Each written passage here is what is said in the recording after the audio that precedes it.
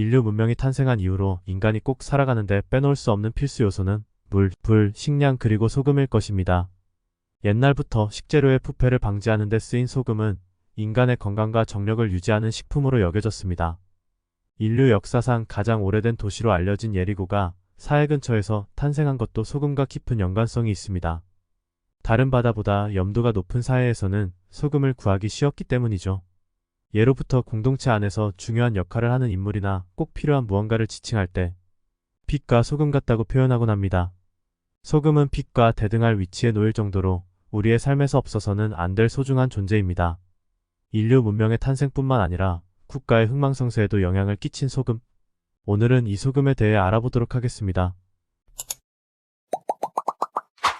소금은 바닷물에서 쉽게 구할 수 있는 거 아니야? 라고 쉽게 생각할 수 있지만 바닷물의 2.5%만 차지하고 있는 소금을 얻는 것은 쉬운 일이 아닙니다.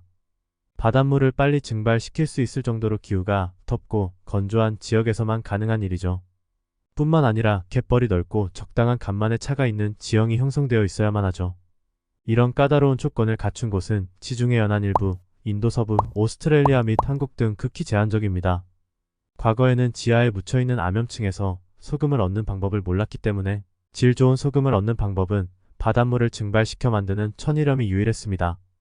소금을 얼마나 쉽게 수확할 수 있느냐는 고대 국가의 존망과도 연관이 깊었습니다. 페니키아인들은 바다에서 소금을 수확한 최초의 민족이었습니다.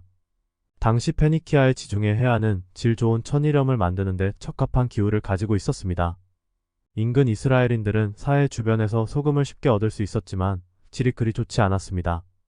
질 좋은 페니키아의 천일염은 사해의 소금보다 비싼 가격을 받을 수 있었죠. 페니키아 소금을 얻기 위해 사람들이 몰려들었고 페니키아에는 소금을 거래하기 위한 시장이 형성되었습니다. 소금을 얻을 수 없는 곳에서의 소금은 같은 양의 금값보다도 비쌌기 때문에 페니키아인들은 소금을 팔기 위해 장거리 항해도 마다하지 않았습니다. 이에 따라 원양 항해술이 발달하게 되었고 소금을 수출한 수입으로 페니키아의 경제는 급성장하게 되었습니다. 역사적으로 소금이 생산되는 곳에서는 이와 같이 경제적 번영을 누릴 수 있었습니다. 로마가 유럽을 지배하는 거대한 제국으로 성장하게 된 데도 소금의 역할이 컸습니다. 북유럽 내륙의 염호나 암염갱에서 불로 구워 만든 소금은 생산비가 높았을 뿐만 아니라 낙타에 싣고 오는 동안 수입세와 관세가 붙어 소금 가격은 시민들이 사용하기에는 너무나 높은 가격이었습니다. 티베르강 하구에서 천일염을 생산하기 시작한 로마인들은 기원전 640년에는 로마 인근 바닷가에 대규모 제염소를 건설했습니다. 이것이 유럽 최초의 인공 해안염전입니다.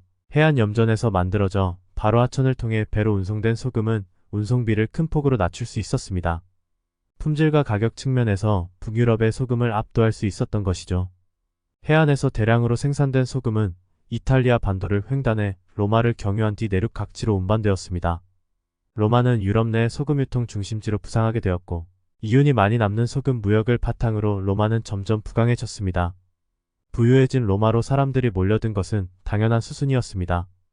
기원전 4세기 무렵 로마 인구는 200만 명에 다다를 정도로 성장하였습니다. 모든 길은 로마로 통한다라는 말도 따지고 보면 소금에서 유래한 셈입니다. 오르막길 끝에는 내리막길이 나오는 법이죠. 1세기경이 되자 해수면이 높아지면서 로마는 해안 염전을 상실하게 됩니다. 국가의 중요한 부의 근원을 상실한 로마의 경제력은 급격히 쇠퇴하게 되죠. 476년 서로마 제국의 멸망은 해안 염전 상실부터 시작된 것이라는 의견이 있을 정도로 소금이 로마 제국 발전에 미친 영향은 컸습니다. 뿐만 아니라 중국의 진시황은 소금을 독점하여 얻은 이윤을 바탕으로 중국을 통일할 수 있었으며 펌프와 수문을 이용하는 오늘날 천일염 제조 기술을 발명한 베네치아는 비잔티 제국과 오리엔트 지역에 소금을 판매하여 얻은 큰 수익을 바탕으로 중세 대표적인 상업도시로 성장할 수 있었습니다. 이처럼 소금은 한 국가나 도시의 성장과 멸망에 큰 영향을 줬습니다. 소금의 경제적 위치는 현재 우리가 사용하는 용어에도 녹아져 있습니다. 로마 초기에는 소금이 화폐 역할을 했을 뿐만 아니라 시민들에게 무상으로 나눠주는 복지 수단으로 사용되기도 했습니다. 관리나 군인에게는 소금으로 급료를 지불했죠. 이를 살라리움이라 불렀습니다. 이 살라리움에서 봉급 생활자를 일컫는 셀러리맨이 탄생했죠. 군인을 뜻하는 솔저도 라틴어 셀의 어원을 두고 있습니다. 이렇듯 고대부터 인류의 삶 속 깊숙이 영향을 준 소금은 역사적인 혁명의 배경이 되기도 했습니다. 프랑스 혁명의 발발에 소금이 영향을 주었다는 것을 알고 계셨나요?